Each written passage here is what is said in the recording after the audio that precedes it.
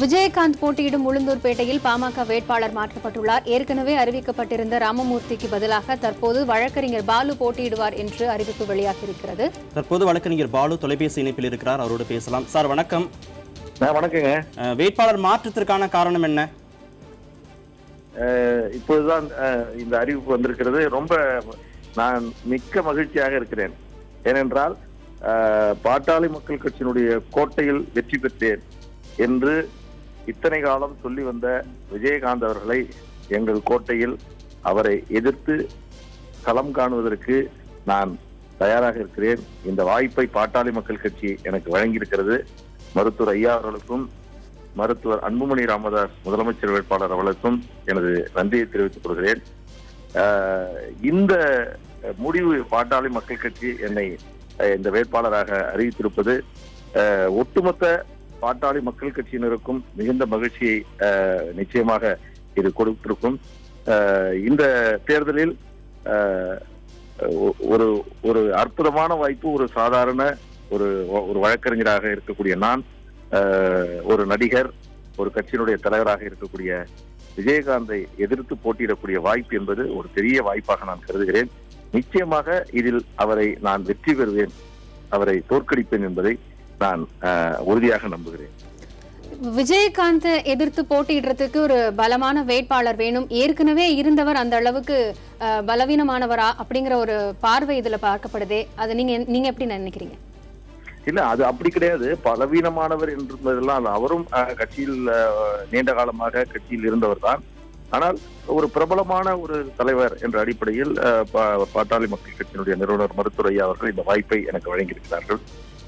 அந்த அடிப்படையில் வேட்பாளர் யார் என்பது முக்கியமல்ல. இது பாட்டாளி மக்கள் கட்சியினுடைய ஒரு கொள்கைக்கும் அதனுடைய மருத்துவர் ஐயா மருத்துவர் அன்புமணி ராமதாஸ் அவர்கள் இத்தனை காலமாக அவர் செய்து வந்த அரசியலுக்கு அன்பில் யார் வெற்றி பெறப் போகிறார்கள் என்பதுதான் இந்த தேர்தலினுடைய மிக முக்கியமாக இருக்கும். அந்த வகையில் இந்த வாய்ப்பு ஒரு பெரிய வாய்ப்பாக நான் கருதுகிறேன். அதே போன்று விருத்தாச்சலத்தில் போட்டியிட்டவர், அதற்கு பிறகு ரிஷிவந்தியம் மாறினார், இப்பொழுது உளுந்தூர்பேட்டை வந்திருக்கிறார். ஒரு மக்களுடைய பிரதிநிதியாக அவர் சரியாக அவர் செயல்பட்டிருந்தால் நிச்சயமாக ஒரு தொகுதி மாறி போட்டியிட வேண்டிய நிலைமை அவருக்கு ஏற்பட்டிருக்காது. இந்த தகவலை அவரிடம் சொல்வேன், மக்களிடம் நான் எடுத்துச் சொல்வேன். ஒரு எதிர்கட்சி தலைவராக, ஒரு பொறுப்புள்ள எதிர்கட்சி தலைவராக செயல்படாத விஜயகாந்த் அவர்கள் குறைந்தபட்சம் அவருக்கு வாக்களித்த ரிஷிவந்தியம், விருத்தாச்சலம் தொகுதி மக்களுக்காவது அவர் ஒரு சட்டமன்ற உறுப்பினராக செயல்பட்டிருந்தார். இன்னொரு தொகுதியை தேடி அவர் வரமாட்டார்.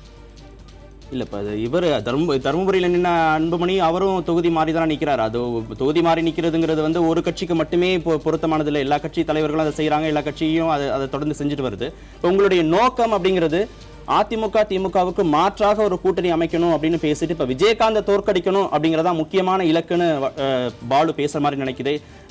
பாமகவுடைய நோக்கம் இங்க பாமக ஜெயிக்கணும்னு நினைக்குதா, இல்ல வழக்கறிஞர் பாலு ஜெயிக்கணும் அப்படிங்கறதுல முனைப்பு காட்டுறாங்க? ஐயா, நான் ஒரு சாதாரணமானவங்க. என்னுடைய வெற்றிங்கிறது ஒரு பெரிய விஷயம் இல்லை. எங்களுடைய இயக்கத்தினுடைய வெற்றி தான் முக்கியமானது. அந்த அடிப்படையில் கட்சி எனக்கு இந்த வாய்ப்பை வழங்கி இருக்கிறது. அப்படித்தான் இதை நான் பாக்குறேன். இது நான் விஜயகாந்த் பாலு என்ற நபர் அது ஒரு பெரிய விஷயமா. அந்த அடிப்படையில் ஒரு கட்சி எனக்கு இந்த வாய்ப்பை வழங்கியிருக்கிறது. நிச்சயமாக இந்த தேர்தலில் அவரை நான் தோற்கடிப்பேன். இந்த தேர்தல் என்பது என்னை பொறுத்தவரையில் விஜயகாந்தினுடைய அந்த மாயையை உடைத்தெறியும். இவர் மக்கள் நலன் சார்ந்த ஒரு அரசியல் தலைவராக இல்லை என்பதையும், தனக்கு வாக்களித்த மக்களுக்கான ஒரு உண்மையான பிரதிநிதியாக அவர் செயல்படவில்லை என்பதையும், அவர் இத்தனை ஆண்டு காலம் அவர் தருமபுரி விருத்தாச்சலத்திலும் ரிஷிவந்தியத்திலும் அவர் எப்படி அந்த மக்களுக்காக அவர் பணியாற்றாமல் இருந்தார் என்ற விவரங்களை எல்லாம் நான் திரட்டி இருக்கிறேன். இந்த அடிப்படையில் நான் அவரை எதிர்கொள்வேன். நிச்சயமாக உளுந்தூர்பேட்டை மக்கள் என்னை ஏற்றுக்கொள்வார். இல்ல, அமைப்பு ரீதியாகவும் தேமுதிக அந்த இடங்கள்ல பலமா இருக்கு, விடுதலை சிறுத்தைகளும் அந்த இடங்கள்ல ரொம்ப பலமா இருக்கு. அதனால விஜயகாந்தோடைய வெற்றி வாய்ப்பு அப்படிங்கிறது ரொம்ப இலகுவா இருக்கும் அப்படின்னு சொல்லப்படுகிறது. இது ரொம்ப தவறு. முதலில் விருத்தாச்சலத்தில் அவர் போட்டியிடுகிற பொழுது அந்த சினிமா மாயின் காரணமாக அப்பொழுது வெற்றி பெற்றார். இரண்டாவது முறை ரிஷிவந்தியத்தில் அவர் வெற்றி பெற்ற போது அதிமுகவின் ஆதரவின் காரணமாக வெற்றி பெற்றார். இந்த முறை அந்த அந்த வெற்றி என்பது அவருக்கு நிச்சயம் கிடைக்காது என்பது அவருக்கே தெரியும், அந்த கட்சியினருக்கே தெரியும்.